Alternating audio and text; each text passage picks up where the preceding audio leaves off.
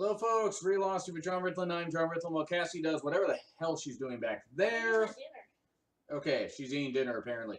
I am going to come with the flip side of my top 10 TNA World Champions list.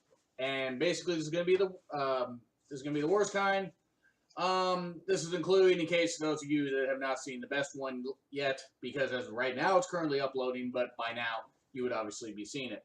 So, honorable mentions of worst, Raven, as far as the worst, and that's because even though he was NWA champion, he won at the King of the Mountain in 05, Slammiversary 05, which wasn't a bad match, don't get me wrong. This was in the dark period where they were not on Fox Sports Net, and they were trying to find our network, so they were just streaming the stuff on their website. So Raven's whole thing is forgotten because he wanted a pay-per-view. He defended in some pretty damn good matches, actually. I mean, like, he defended, I believe, Rhino was brought in, Abyss. It was a dog collar match against Abyss. So there was some fun stuff with it. But then he lost at a house show to Jarrett in, like, Canada, which was Raven's choice. He wanted to do that. So whatever. Raven knew he wasn't going to be the champion when they went on Spike. But still, it just seems like an odd way, like it's forgotten title reign. And then, another honorable mention actually would be James Storm. I love James Storm. James Storm's great. He's fantastic. But unfortunately, the guy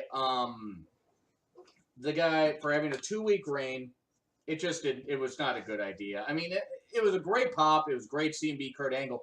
They only gave it to him for 2 weeks. And maybe not even 2 weeks. It might have only been 8 days. So it's pretty silly. But anyway, now we're going to get to the top 10. So number 10, EY. I like Eric Young. But the fact that he beat, he won a Battle Royal, or he won a match, and then he beat Magnus in the same night, won 2 matches. He won 2 matches in one night to become the champion, an unlikely bearded champion. Try to guess what event this took place around. Yeah, it was around the time Daniel Bryan won the title at Mania 30.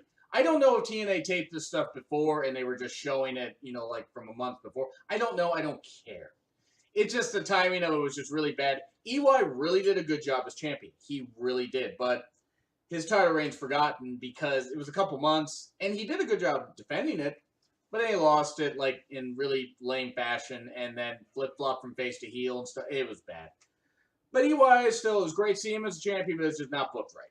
Number 9, Ken Anderson, a.k.a. Mr. Kennedy. He was champion, I think, on 2 or 3, at least 2 occasions, possibly 3, and it just wasn't good. It just wasn't. I mean, it was nice to see him get a chance with the title, but they were giving the title to just anybody at that point, and it was not, at least they didn't give it to Hogan, thank God, or Ric Flair. But Anderson, they might have if either one was in any good health. But Anderson winning, oh my God, that was just bad. Because, I mean, look, I like Ken Anderson, but it just wasn't any good because his one title reign lasted a month. I think another one lasted a few weeks, and it wasn't booked well. It's nice to see him get a chance, but it didn't work.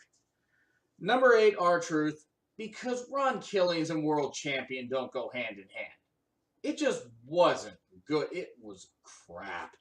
He wasn't a good or a bad RTruth. He was not an interesting RTruth. He was just RTruth.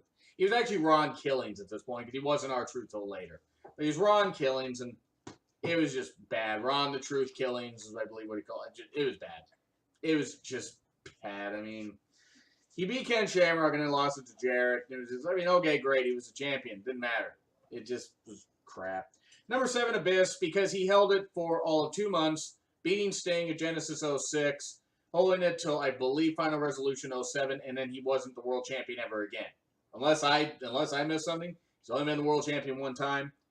He wasn't booked well. And then he was booked like Christian's lackey. His lackey for a while. And then he was feuding with Sting again. And then he saw the light, and then it was not a good year to be Abyss. Even though he was an NWA champion, congratulations. You can say you were an NWA champion. Still wasn't that good. Number 6, Rhino. He held it for 2 days. Because Kevin Nash ended up being unable to wrestle, he had heart condition at Bound for Glory 05. They came up with a match where I believe Rhino competed in the Monsters Ball. Then they had a 10-man gauntlet where the winner would immediately face Jarrett afterwards. Rhino won after competing in Monsters Ball and winning, by the way. And then he ended up facing Jarrett. It was kind of like barely legal '97 ECW when Terry Funk was getting beat up on Raven, by Raven. It was just kind of like that, where it's like all of a sudden, oh god, Rhino suddenly out of nowhere, 1, 2, 3. Even though there's interference and stuff like that, whatever. Rhino held Phil for 2 whole days, and then he was jobbed out like crazy. And he aired a feud with Christian Cage like the next year, which was a fun feud. But yeah, Rhino's whole thing of being NWA champion for 2 days, that's not good. Number 5, Matt Hardy. Whether he was Matt Hardy, whether he's broken Matt Hardy and world champion, he wasn't good as an ECW champion in WWE, which that title had lost a lot of luster. Matt Hardy just was not interesting in 2014. He was not interesting as a world champion.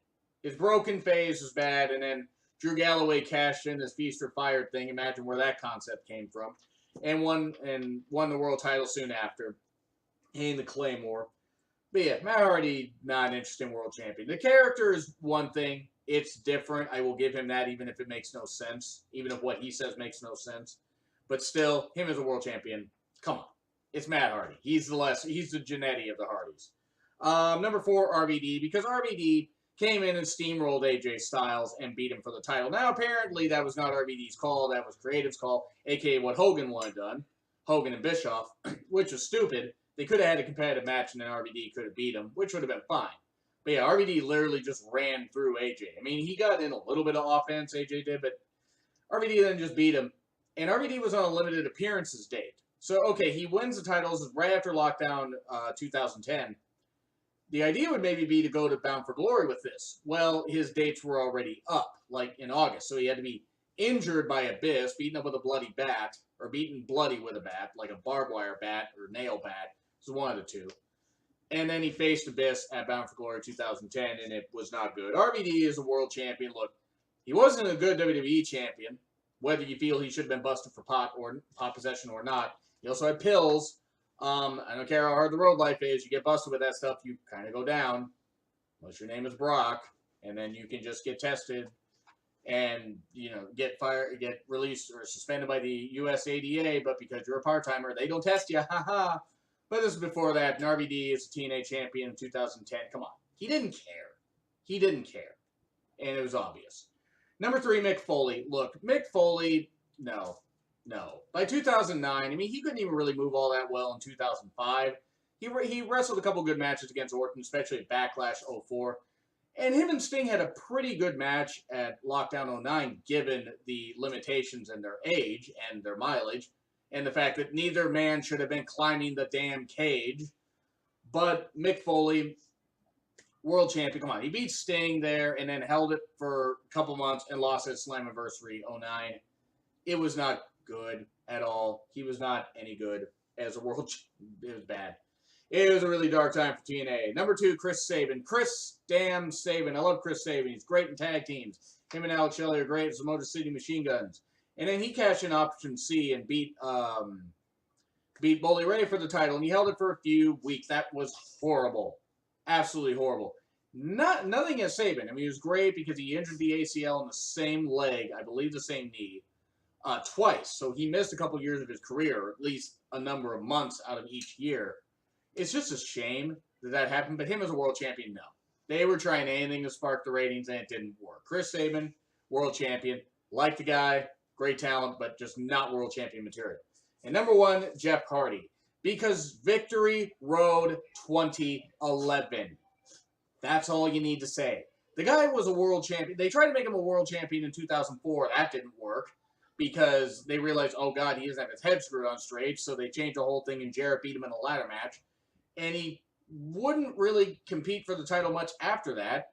Would get jobbed at, would, have some feuds in 2005, then get suspended for no show in a pay-per-view, get suspended for months, and then wouldn't ever have a chance to compete for the title. Monty Brown beat him in a number 1 contenders match at 2005 Genesis. That's weird how I remember that.